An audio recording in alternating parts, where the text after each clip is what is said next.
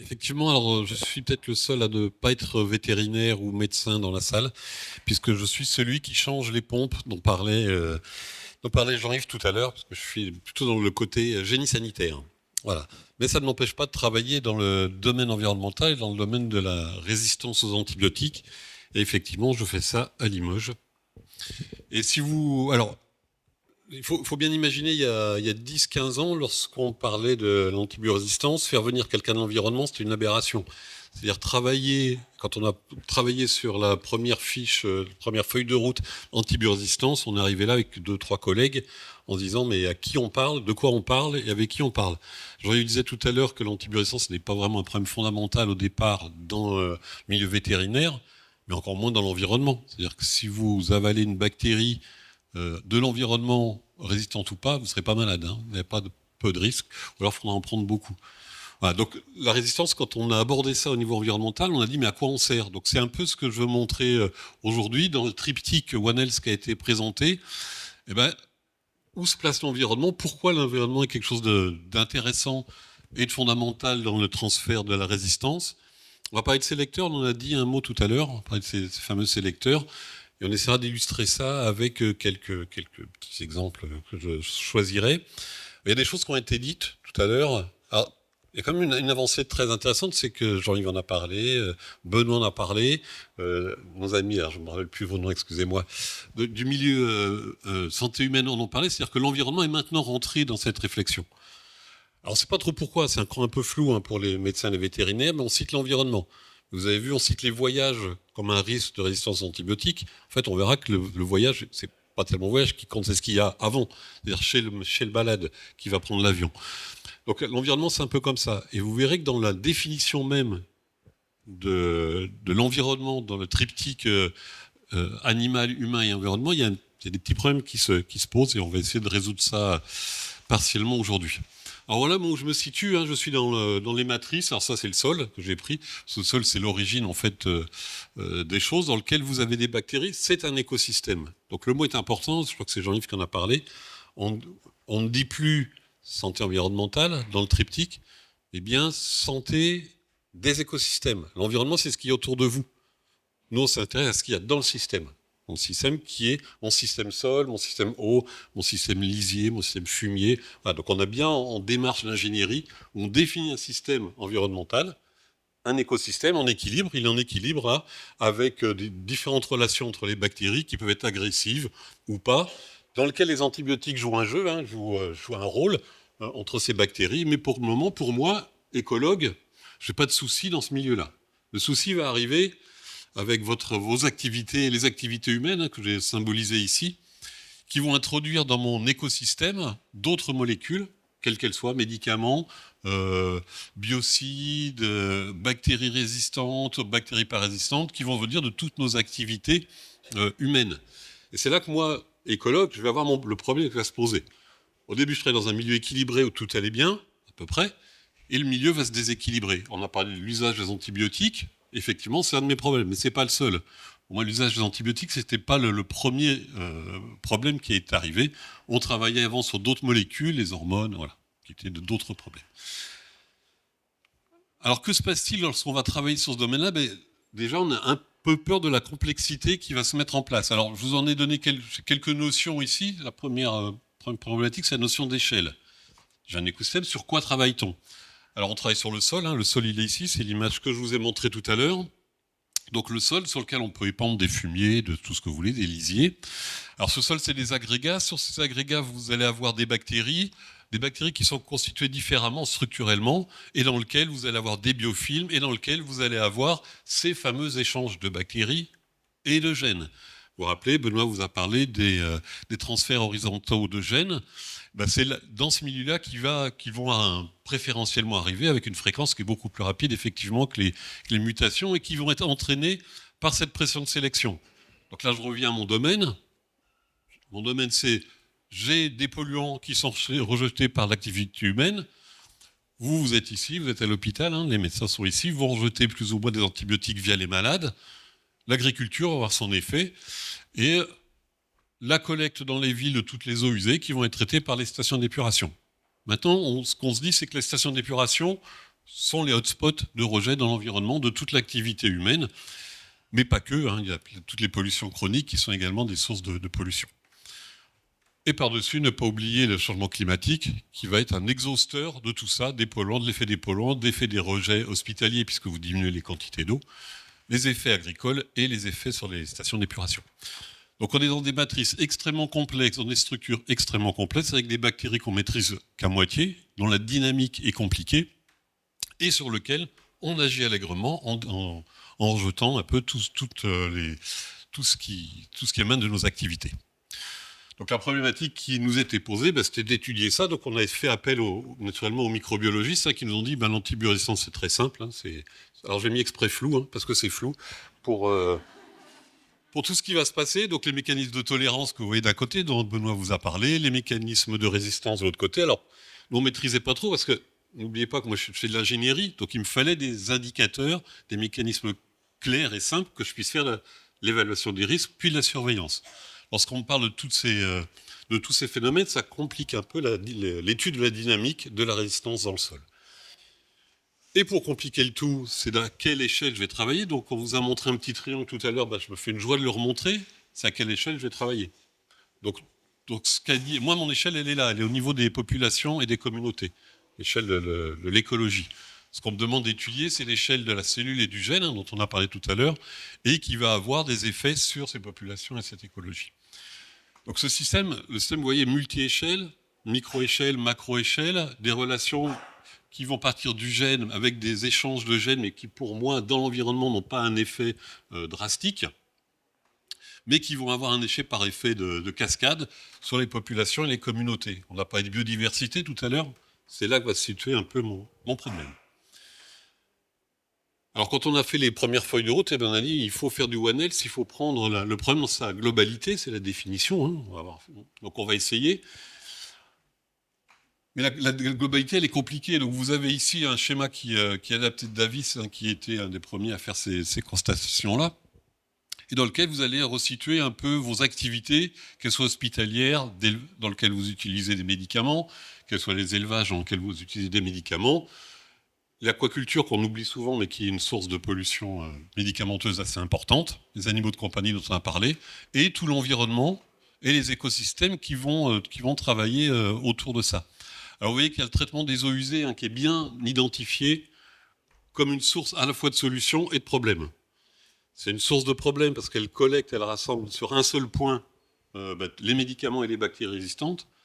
C'est une solution parce qu'elle les traite, un peu, partiellement, plus que ce qui pourrait être fait. Donc voilà ce qu'on a à analyser. Alors ça c'est un peu compliqué, donc on résume souvent ça à des schémas un peu plus simples. On va mettre d'un côté l'environnement avec ce fameux écosystème.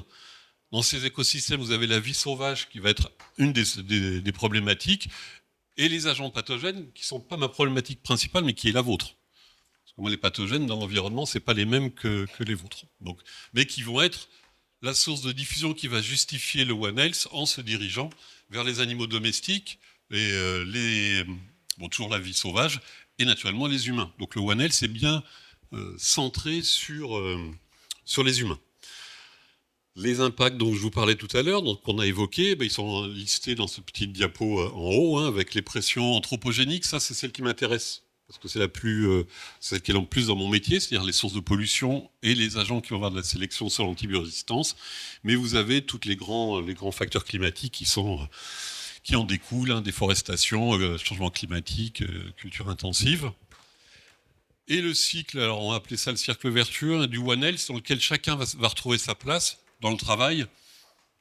Donc l'éducation, j'ai un petit côté enseignant, donc ça c'est le côté enseignant, la prédiction, la détection, qui est aussi un de mes boulots, le contrôle et l'amélioration du système. Donc voilà un peu l'ambition de la surveillance environnementale, c'est d'essayer de boucler la boucle et d'intégrer l'animal et la santé humaine dans cette surveillance. Alors ce qu'il faut retenir à ce niveau-là, c'est que on a une très grande diversité du microbiome dans l'environnement, avec des gènes très différents, avec des possibilités de dynamique d'échange. Et la problématique que vous avez, c'est que ça peut se transmettre à des agents pathogènes, et ces agents pathogènes à l'homme. Voilà. L'activité humaine et le changement climatique ont modifié la diversité microbienne, donc ça va être la conséquence de nos activités. N'oubliez pas qu'on a déjà une forte résistance dans l'environnement. Donc les antibiotiques qu'on va rejeter intentionnellement ou moins intentionnellement, eh ben, ils vont favoriser ces facteurs de résistance. Puis on n'y connaît pas grand-chose en fait dans la dynamique, hein. Donc ce qui permet moi de faire de la recherche, mais pas de trouver des solutions immédiatement. Donc on a en plus des nouvelles formes de résistance qui émergent chez les bactéries qui sont cliniquement importantes. Jean-Yves en a un petit peu parlé tout à l'heure. Alors moi, mon rôle, c'est de vous aider dans la diagnostic sur les sources de résistance, alors que ce soit dans l'eau, milieu aquatique, dans le sol et maintenant dans l'air également, puisque vous avez des aérosols porteurs aussi, dans un environnement qui est très anthropisé. Voilà. Le deuxième, alors une des choses qu'on disait, c'est que l'environnement était un réservoir, c'est notre bibliothèque dans lequel on va sortir. On est ici, hein, chaque livre est un gène, et en fonction de la pression de sélection, on va sortir un gène du système. Ça persiste, on en a parlé, c'est vous qui en avez parlé tout à l'heure, c'est cette possibilité de stockage dans les bactéries et le stockage de résistance. On a, alors l'environnement c'est un petit malin aussi, parce qu'il sélectionne lui-même ses bactéries en fonction des conditions qu'il y a autour de lui. Et donc on va favoriser la sélection de bactéries en fonction des polluants, et favoriser à la fois la dynamique, c'est-à-dire qu'on favorise le stockage, l'émergence et la dynamique, c'est-à-dire l'échange de gènes. Donc ça, l'écosystème s'adapte et auto-adaptatif en fonction de ce que vous allez lui faire. Et puis tout est mis en œuvre dans l'environnement pour avoir des mouvements propices aux mouvements spatiaux, c'est-à-dire de se déplacer à différentes échelles et à différentes géographies pour transférer la rame, c'est le petit triangle, hein. On va pouvoir passer du transfert de gènes, transfert de population, jusqu'au système Terre à la fin. Voilà. Alors si je regarde ce que nous ont proposé les législateurs, c'est cette vision One Health. Donc on l'a dit un peu, on a bien insisté là-dessus, c'est une vision globale de tout le système et une vision systémique. C'est pour ça qu'on utilise maintenant le mot santé des écosystèmes et plus santé environnementale. Santé environnementale, ça ne veut rien dire en fait, hein. Ça n'a pas de sens en fait, la santé environnementale. C'est autre chose en fait, c'est la santé environnementale, vous pouvez le définir par les maladies déterminées par l'environnement. Donc c'est une autre chose. Alors j'aime bien mettre les choses au clair. Hein. Santé environnement, c'est l'impact de la santé sur l'environnement, le rejet des hormones par exemple, hein, des médicaments. Et alors santé des environnements, on parlera plutôt de qualité des écosystèmes. Et moi ça me parle plus. Je fais la surveillance des écosystèmes et je vais veiller à sa qualité. Donc ça, c'est le schéma qui est proposé par le ministère. Hein. On a montré des beaux schémas tout à l'heure. Quelque chose d'intéressant, c'est qu'il n'y a pas de connexion entre l'environnement et l'homme, avec les flèches qui ont été posées. Donc, moi, je suis peinard. Hein. Maintenant, c'est les vétos et les médecins à s'occuper de ça. Je n'ai pas vu de flèches. Voilà.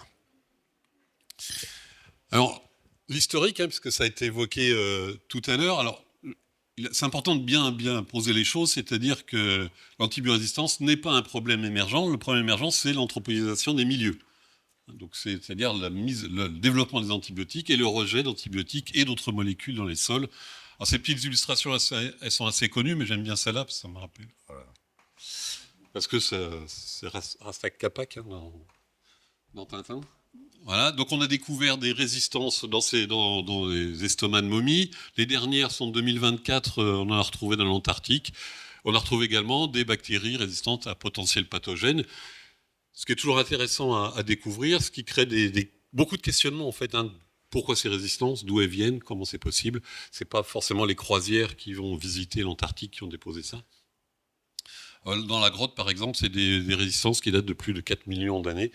Donc voilà, on se fait des soucis là-dessus, mais on sait que c'est un problème très ancien, mais à l'époque, c'était des systèmes qui étaient plus ou moins équilibrés.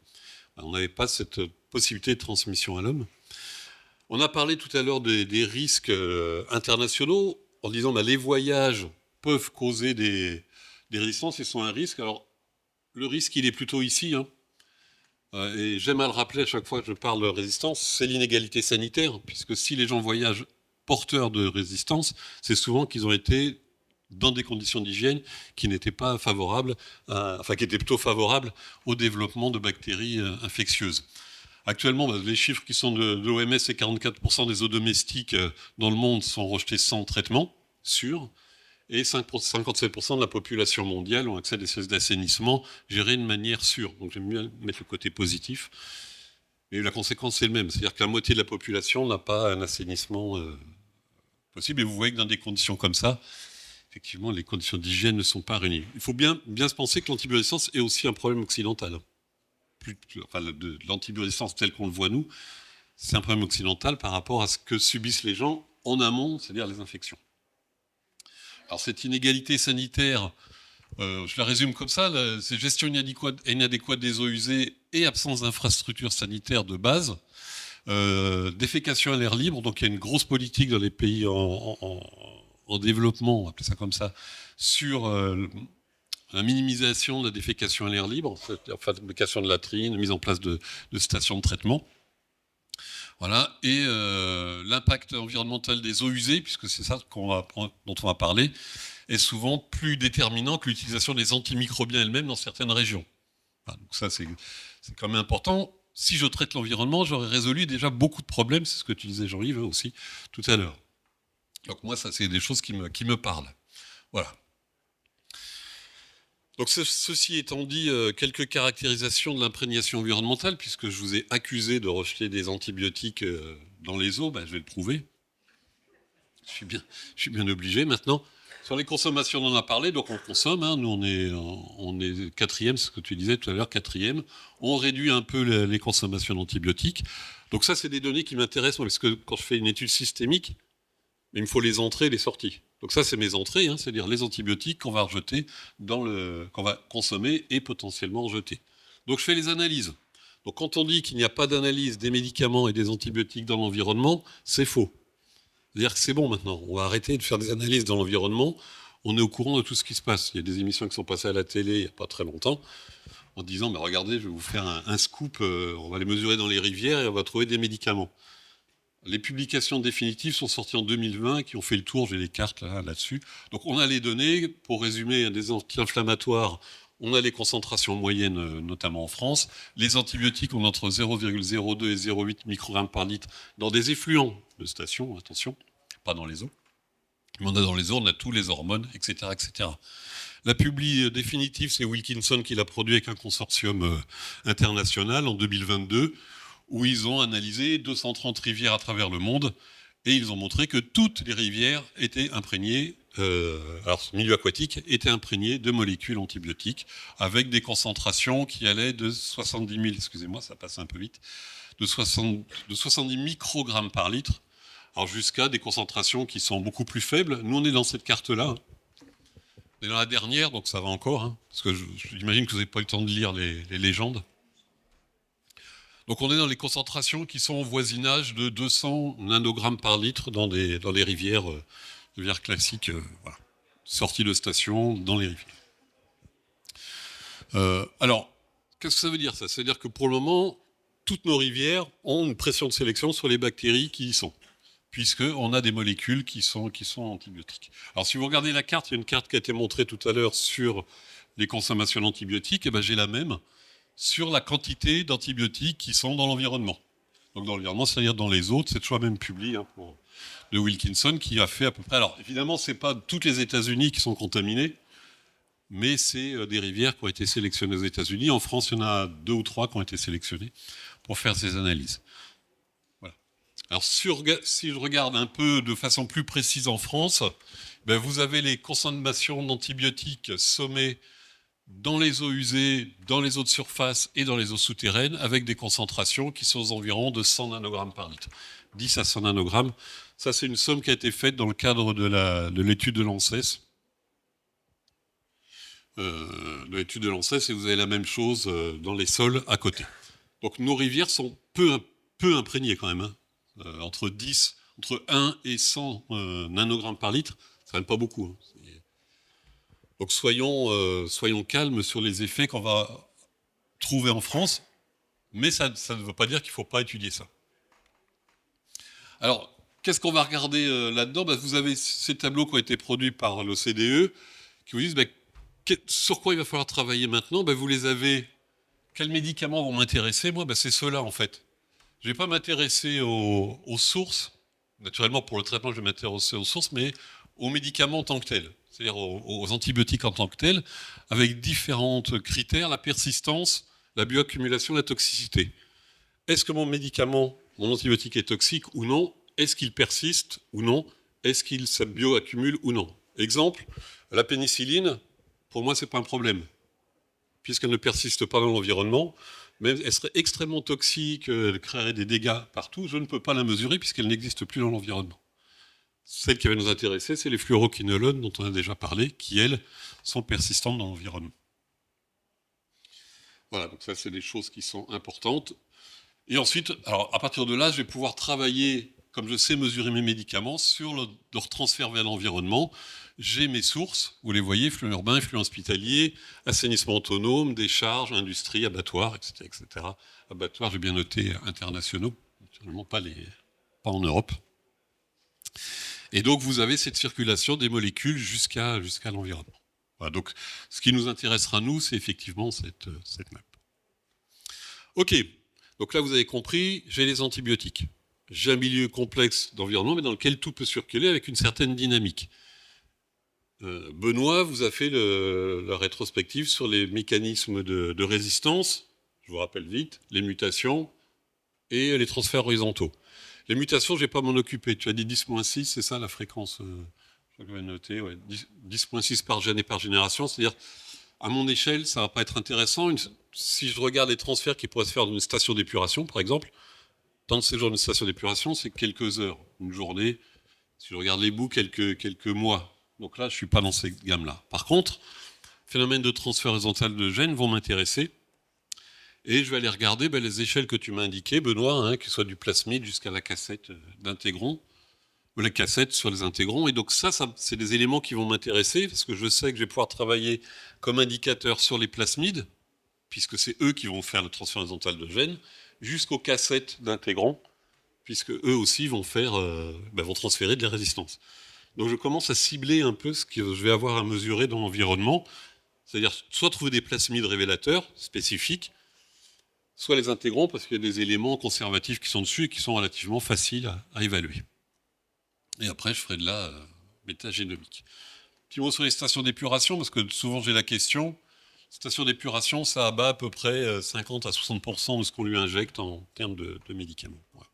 Juste pour rappel que ça sert quand même à quelque chose hein, sur ça. Alors voilà la carte maintenant, puisqu'on a la carte de résistance, c'est le résistome international qu'on va trouver dans les... alors ça, c'est dans les effluents, puisque ça a été fait aussi au niveau international. Vous voyez qu'on a beaucoup avancé au niveau environnemental. Ça, c'est une publique qui date de 2022. C'est-à-dire, si vous regardez ce qu'il y avait en 2010, tout ça, ça n'existait pas. Donc maintenant, on a ce bilan de la résistance c'est de la génomique, de la métagénomique, hein, en disant, voilà, la distribution spatiale de mes gènes de résistance se promène un peu. Alors en gris, c'est ceux qui ne sont pas analysés. Et vous avez les différentes couleurs de cette abondance relative, ou absolue, je pense, de cette abondance de gènes de résistance. Alors collez là par-dessus celles qu'on a vues en premier, qui sont les consommations d'antibiotiques. Et vous aurez quelques relations qui seront établies. Alors si je regarde ces estimations, maintenant, puisque je vous ai dit que j'allais jusqu'à l'analyse du risque, il faut que je regarde si les concentrations que j'ai mises dans l'environnement, qui sont quelques nanogrammes, vont pouvoir créer de la résistance. Alors l'estimation elle est complexe, hein, parce que comment la molécule va arriver au contact de la bactérie. Tu l'as dit, hein, ce n'était pas quelque chose de très facile, puisqu'il y a de la diffusion et plein de phénomènes physiques.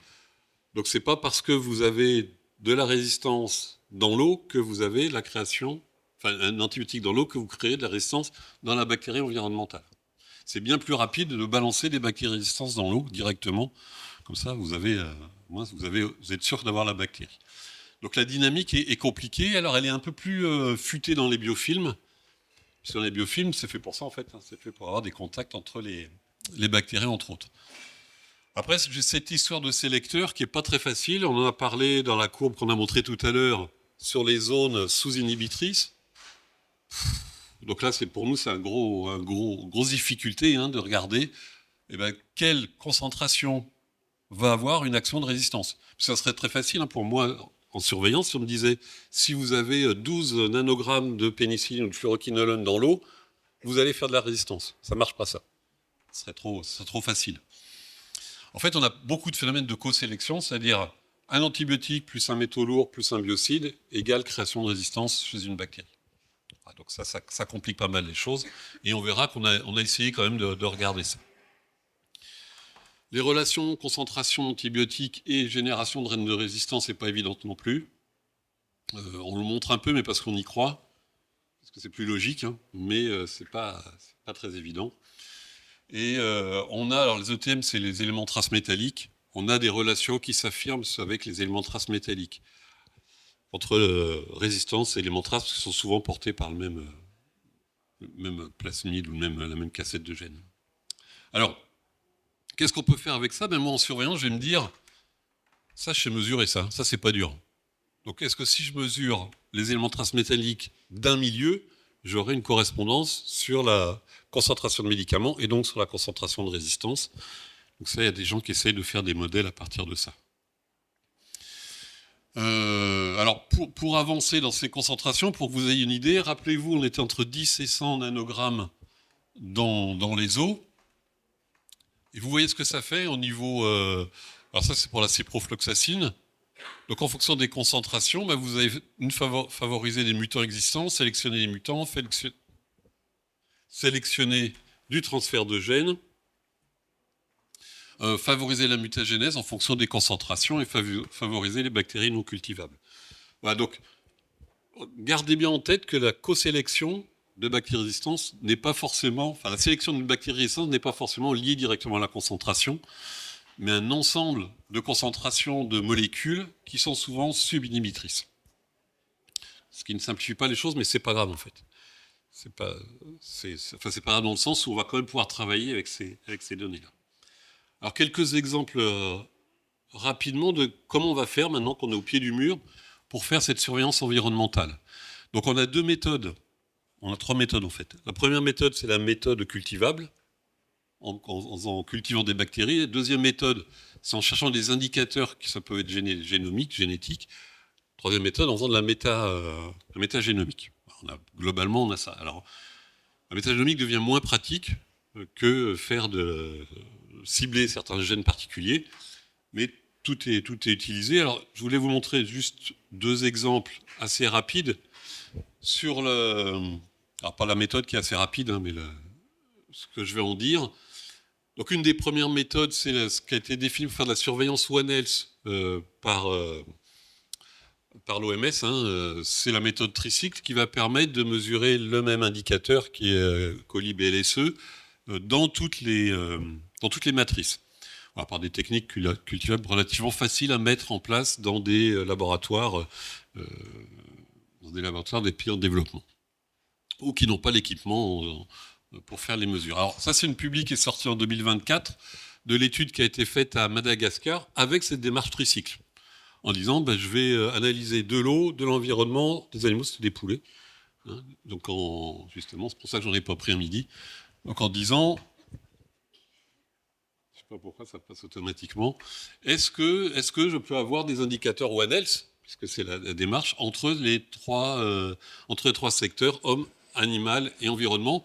Et effectivement, vous voyez, on a trouvé trois Claude qui correspondaient aux trois couleurs. Donc rouge, c'est l'homme, jaune, c'est poulet, et bleu, c'est environnement. Donc on avait trois secteurs qui étaient effectivement connectés. Enfin quatre, j'en ai quatre. En fait, il y en a 5, j'en ai oublié d'en entourer un.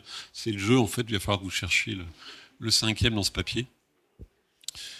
Donc c'est possible d'avoir un indicateur One Health. C'est assez lourd à mettre en place, hein, cette technique, mais ça a été fait par c'est Pasteur qui a fait ça. Et vous avez la même représentation entre homme, poulet et environnement reliée avec les différents plasmides qui ont été analysés, et vous en voyez qui correspondent aux trois secteurs homme, poulet, environnement, mais c'est la même conclusion. Alors avec des critères de similarité qui sont définis. Hein. Ça veut dire pareil avec un certain niveau qui a été fixé. Donc ça, c'est quand même des études intéressantes parce que c'est compliqué d'avoir des indicateurs communs One Health. Alors sur la surveillance environnementale, j'ai un autre exemple sur des études qui ont été faites sur l'eau. Donc là, c'est la Vienne. ou le Clin, voilà, c'est le Clin qui passe à Poitiers. Et donc, on va mesurer en amont et en aval de station pour voir les conséquences qu'ont des rejets d'une station d'épuration sur le résistome de nos bactéries. Alors, pour ça, on a pris de manière très simple des cailloux qu'on a mis dans l'eau, on a laissé les biofilms pousser et on a analysé ces biofilms. Vous voyez des grands chercheurs avec leurs brosses à dents qui sont en train de décoller les biofilms de ces cailloux pour pouvoir faire ces analyses. Alors voilà ce que ça donne. Donc là, c'est en famille de gènes. Alors ça, c'est les concentrations d'antibiotiques. Donc c'est net, hein, je ne vais pas vous illustrer ça. Vous voyez en amont et en aval de la station. Donc vous avez des différences très importantes qu'on peut retracer sur les mêmes courbes qu'on nous a montrées déjà 2 fois avec l'impact que ça va avoir sur la sélection des résistances. Et on s'aperçoit que finalement, il y a une forte sélection pour quelques molécules, enfin une forte sélection, une possible sélection de bactéries résistantes pour les fluoroquinolones qu'on va retrouver tout en bas à droite de mon système. Donc ça c'est une étude très simple. Donc on dit il y a possibilité, donc pour le gens qui fait de la surveillance, qui fait du risque, est-ce qu'on a un indicateur de risque de résistance antibiotique? Ben là, avec la concentration, on peut le déterminer. Et donc, on peut mesurer après l'antibiorésistances par la métagénomique simplifiée que vous avez ici, en amont et en aval. Attention aux échelles, ce ne sont pas les mêmes. Là, vous êtes à 25 en max et là-bas en 1500. On s'aperçoit que cette résistance, elle est bien présente en amont et en aval. Donc, la question très intéressante que vous allez me poser, c'est de me dire si je prends mes cailloux qui sont en aval et que je les mets avec les mêmes bactéries en amont, est-ce que j'ai résilience du système? Parce que la question a été posée, si j'enlève les antibiotiques, est-ce que les bactéries disparaissent? La réponse est oui. Donc ça, c'est le côté optimiste. On ne sait pas si c'est à cause des antibiotiques ou si c'est à cause du courant de la rivière. Mais quand même, on a bon espoir que ça soit toujours on ne maîtrise pas tous les paramètres. Voilà, donc ça, c'est les corrélations qu'on a obtenues, puisque je vous ai parlé de risque. Donc à la fin de tout ça, on peut quantifier un risque, vous proposer un risque avec des concentrations environnementales mesurées et le PNEC qu'on va avoir environnemental. Et donc ça, pour la surveillance et pour le législateur, c'est des choses qui sont intéressantes.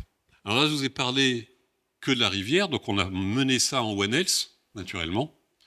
Donc ça, on a fait ça dans un milieu fermé, donc c'était en Guadeloupe, puisqu'il fallait que notre système, notre bassin versant soit fermé. Donc on a pris le système insulaire et on a mesuré tout ce qu'il y avait autour d'une station d'épuration. Ça allait être de l'hôpital jusqu'à la mer, jusqu'à l'océan, en passant par les scarabées, les lézards, les vaches et tout ce qu'il y avait autour du système. Et on a essayé de montrer qu'il y avait des similarités entre les gènes et les bactéries, avec des zones impactées qui étaient très touristiques, et les zones beaucoup moins impactées, pour ceux qui connaissent, au nord de la Guadeloupe, qui sont beaucoup moins touristiques et donc moins impactées. On était plein de bonnes intentions. Alors je vous rassure, ça ne marche pas comme on le veut, mais puisqu'en fait vous avez des problèmes temporels qui ne sont pas à la même échelle. Donc on a fait beaucoup d'analyses là-dessus, beaucoup de modélisation aussi, et on arrive à des conclusions qui peuvent être, ça c'est nous, qui peuvent être les mêmes que tout à l'heure, c'est-à-dire qu'on voit un impact de l'hôpital avec des concentrations, de l'abondance relative en gènes qui est plus importante que l'entrée de la station, que la sortie de la station, naturellement que l'océan. Donc ça, c'est des choses intéressantes, alors qui rassurent le législateur, puisqu'il se dit que sa station ne marche pas si mal que ça. L'océan trouve quand même des choses. Voilà, donc c'est typiquement ce qu'on va obtenir quand on va aller plus loin. Donc ça, c'est des choses qui nous permettent de modéliser.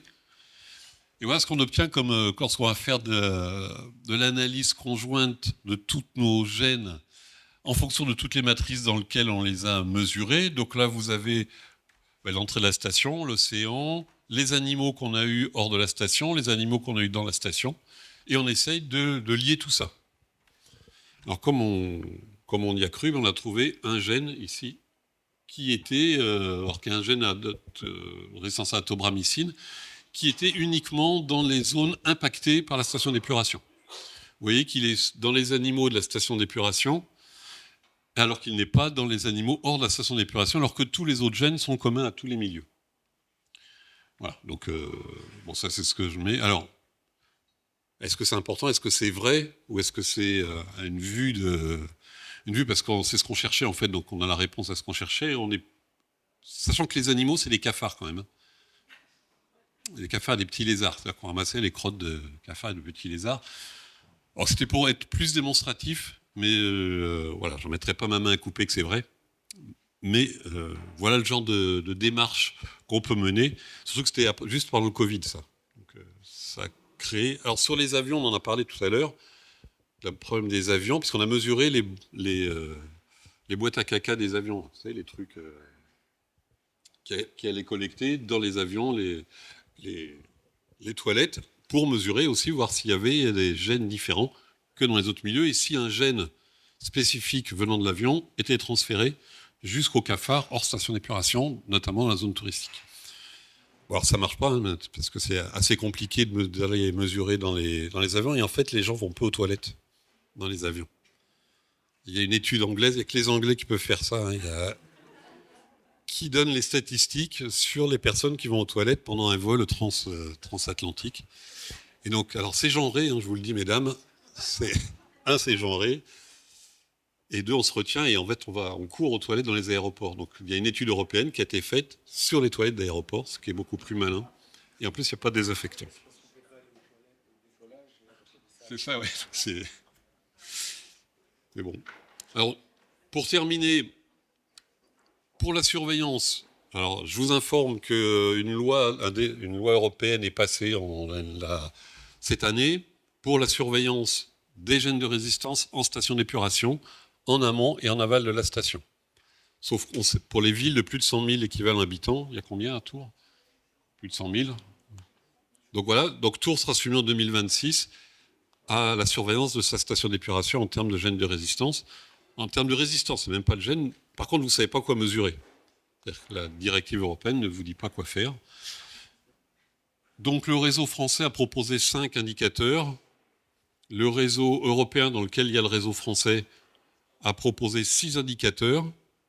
Et ça a été publié L'étude interlaboratoire a été publiée au niveau européen il y a 15 jours sur ces gènes, sur la proposition, c'est 5 gènes et RN16S pour la surveillance des stations d'épuration et qu'on ait des vraies statistiques, des vraies données sur les capacités des stations d'épuration à faire du traitement.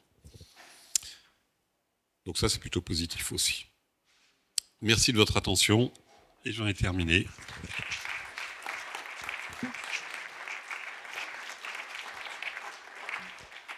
On va prendre quelques questions avant la pause. Oui, non? Vous avez tous faim et soif? Profitez-en parce qu'il doit partir, il a un impératif de train, donc vous ne l'aurez pas par la suite. Profite de la grève des trains. Pas de questions? C'était tout clair, tout bien? Non, c'est que l'environnement a quand même du mal à pénétrer les milieux de la santé. Ah si, voilà, il y a une question.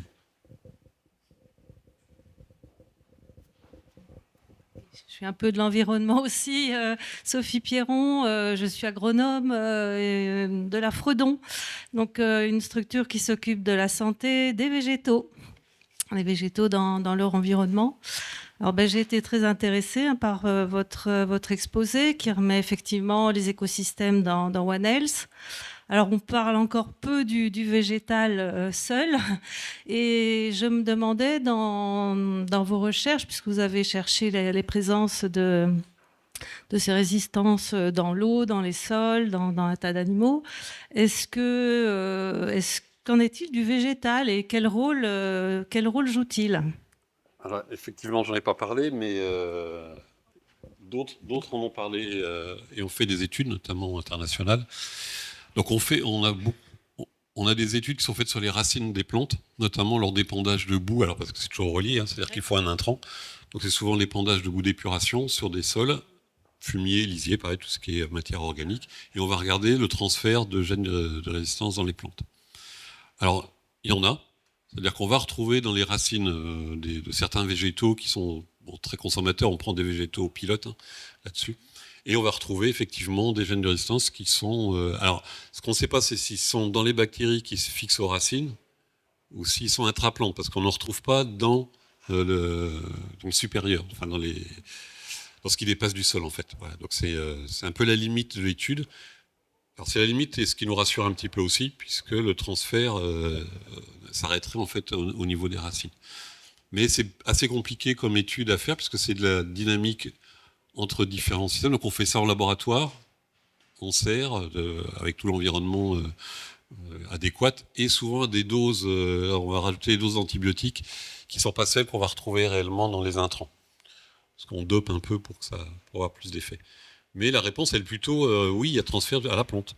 Voilà. C'est-à-dire qu'on peut retrouver. Alors, on ne sait pas trop à quel niveau. Alors, je n'ai pas toutes les données.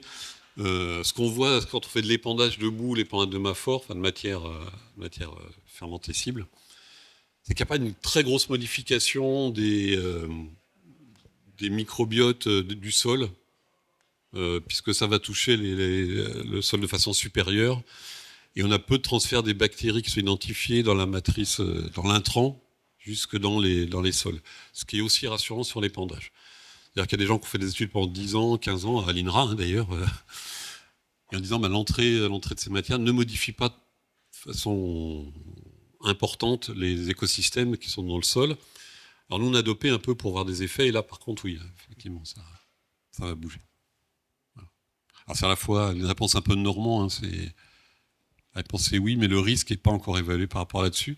Il va peut-être y avoir des choses qui sont faites, parce qu'on rentre depuis juillet 2024 dans l'autorisation de la réutilisation des eaux usées traitées en France. Et donc là, les études vont être... il y a pas mal d'études qui sont en train d'être menées, notamment à l'ANSES, de surveillance des sols, en fait. Puisque là, on fait de la réuse sur les sols. Il y a peu d'épidémiologie, bon, ça viendra peut-être. Merci.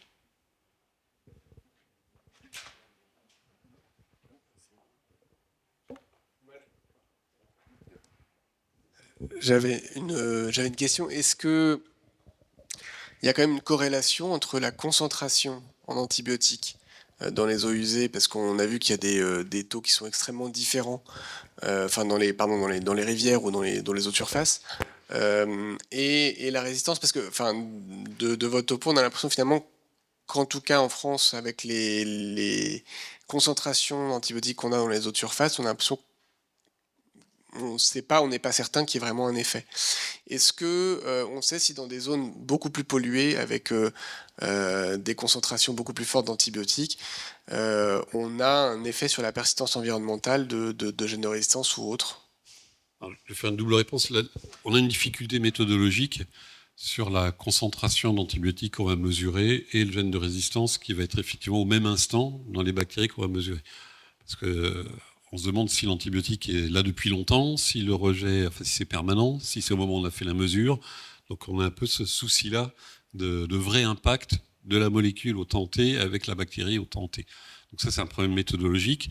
On a fait beaucoup de relations entre les consommations, puisque pour pallier sur la DIB, on va prendre les consommations à l'hôpital et les consommations dans la ville, et on va voir si la consommation d'antibiotiques spécifiques à l'hôpital et celui spécifique à la ville, puisque c'est des médicaments spécifiques, vont créer des spécificités de résistance. Ça ne marche pas, ça. C'est-à-dire qu'on n'arrive pas à démontrer ça. Voilà. Mais ça, c'est les consommations, parce qu'à l'hôpital, c'est pas parce que vous achetez 10 tonnes de pénicilline que vous les utilisez dans la minute. Voilà, donc c'est un peu ces difficultés méthodologiques. De façon globale, on a bien une relation entre la présence d'un hôpital et la présence de résistance. Voilà. C'est déjà important. Donc la question qui va derrière, c'est est-ce qu'il faut traiter les eaux d'hôpitaux pour éviter que les effluents se rejettent? La réponse qu'a donnée la France, puisque c'est spécifique, même l'Europe a dit c'est beaucoup plus intéressant de traiter la ville, parce que l'hôpital rejette dans le réseau urbain, et comme ça on traite tout le monde, plutôt que rejeter spécifiquement. Voilà. Donc ça, c'est une réponse politique. C'est peut-être pas celle du scientifique, c'est la réponse politique qui a été faite.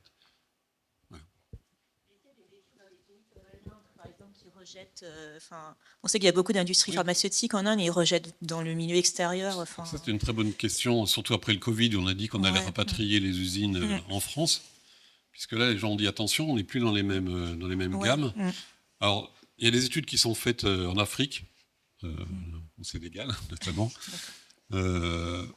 où là il y a une vraie démarche One Health, c'est-à-dire qu'on va travailler à tous les niveaux, médecine, animaux et eaux usées. Donc oui, il y a et alors, est-ce que les concentrations antibiotiques sont plus importantes? On va le mesurer. Est-ce que l'hygiène est moins bon? Oui. C'est-à-dire que à Dakar, il y a une grande station d'épuration, mais elle ne traite pas l'intégralité des eaux usées. Elle est neuve, hein, mais... Voilà, donc on a des recherches comme ça. Vous avez vu Madagascar, Oui. où là, les poulets boivent l'eau qui sont issus des rues où vous avez les déjections. Voilà, donc on est sûr qu'au niveau socio-économique, il y a ce problème-là et cette relation.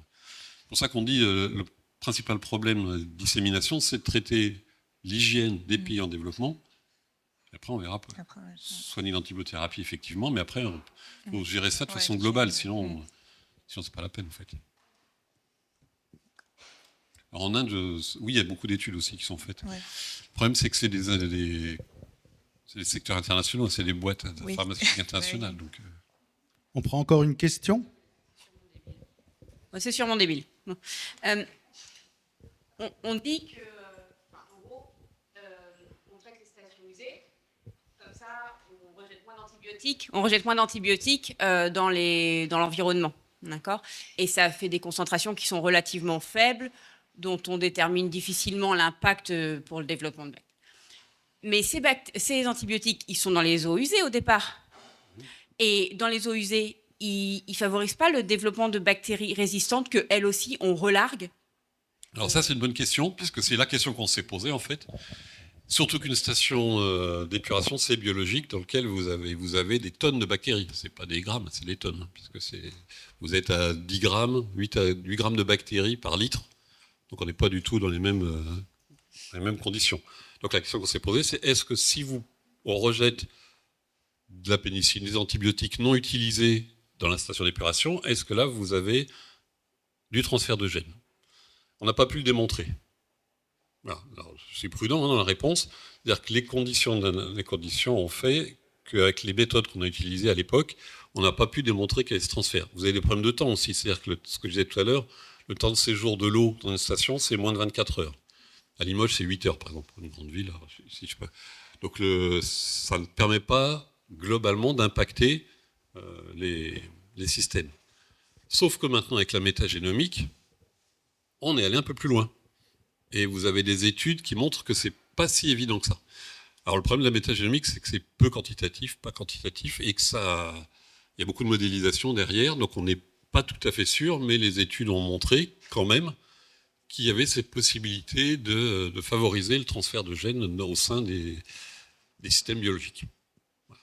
Ça serait logique, quelque part, hein, il y aurait une certaine logique, mais pour le moment, on n'est qu'au stade de la recherche là-dessus. Voilà. Donc, globalement, la réponse, dans l'état des connaissances, c'est non. C'est-à-dire, si je soumets la question au Conseil de la santé publique, il vous dira non en mesure de gestion. Par contre, en mesure réellement sanitaire, on n'est pas encore tout à fait sûr de ça. On se dit que forcément, dans tous les gènes qu'il y a, il peut y avoir du transfert. Oui, mais vous avez des biofilms, vous avez plein de conditions qui pourraient faire que... C'est pas homogène, une station. Donc ça, on attend un peu les recherches qui se développent. Après, c'est souvent fait au niveau du laboratoire, donc on n'est pas... Faire ça dans une station d'épuration réelle, c'est encore un autre sujet.